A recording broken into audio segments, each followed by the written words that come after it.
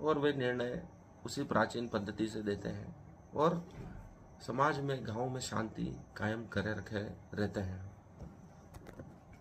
Stephen Hawkins का कथन है कि हमारा कर्तव्य है कि हम अपने जीवन से अधिकतम हासिल करें, अर्थात जो मिला है उससे और अधिक प्राप्त करने का प्रयास करें, लेकिन जो मिला है उसके लिए दुखी न हो।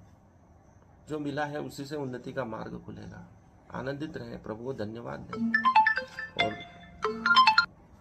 और निरंतर प्रभु को धन्यवाद देते रहें। जरूरी यह है कि तुम किन चीज़ों को आकर्षित करते हो। तुम जिन चीज़ों को आकर्षित करते हो वही तुम्हें प्राप्त होती है। तुम सकारात्मक चीज़ों को आकर्षित करते हो तो सकारात्मक मिलेगी, नकारात्मक चीज़ों को आकर्षित करते हो तो नकारात्मक मिलती है। इसलिए भगवान बुद्ध ने कहा है कि जो आप मांगते हो वही मिल जाता है। इसलिए सोच समझ कर इस नीति से, ब्रह्मांड से मांगा करो, क्योंकि आप जो भी मांगोगे वह मिलने ही वाला है। और गलत चीज़ मांग ली तो आपको दुखी करने वाला है।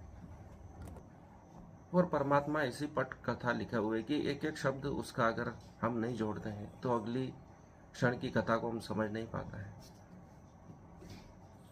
इसलिए जीवन को परफेक्ट बनाने के लिए हम अपने धार्मिक पुस्तकों का अध्ययन करते हैं और सदियों से लेखक एक परफेक्ट साहित्य निर्माण करने का प्रयास कर रहे हैं, जीवन शैली का निर्माण करने का प्रयास कर रहे हैं, जो रामायण, महाभारत, बाइबल इत्यादि अपने अपने धर्म ग्रंथ जैसी हों, लेकिन वे सफल नहीं हो पा रहे हैं क्योंकि वह उत्कृष्टता नहीं ला पा रहे हैं। जो हजारों सालों से लोग जिन कथाओं को आनंदपूर्वक सुन रहे हैं, वैसी कथा जो जनमानस में प्रचलित हो जाए उसका निर्माण नहीं कर पा रहे हैं। रामायण, महाभारत जैसी कथाएं जो कि हमारा इतिहास है, इतना रोचक, काव्यात्मक है कि बार बार पढ़ने, सुनने, देखने से भी मन अगाता नहीं है।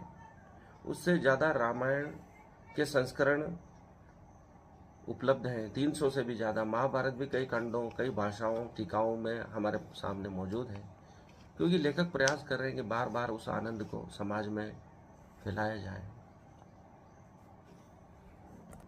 आज भी साहित्य पुनः लिखा जा रहा है, महाभारत, रामायण जैसा। उनकी वास्तविक तिथियां, घटना, वर्ष इत्यादि निकाले जा रहे हैं, अर्थात जिज्ञासा और बढ़ रही है पूरे विश्व की उसको जानने की। पर वह इतना अनूठा, इतना विस्तृत और चमत्कृत कर देने वाला साहित्य है कि उसे पर्दे पर उतारना लगभग असंभव है।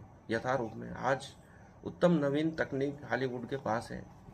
उस महाकाव्य के विज्ञान, पीएचडी धारकों, ऋषियों, उस युग की मानव मानसिकता वाले मुनियों की आज आवश्यकता है, जो उस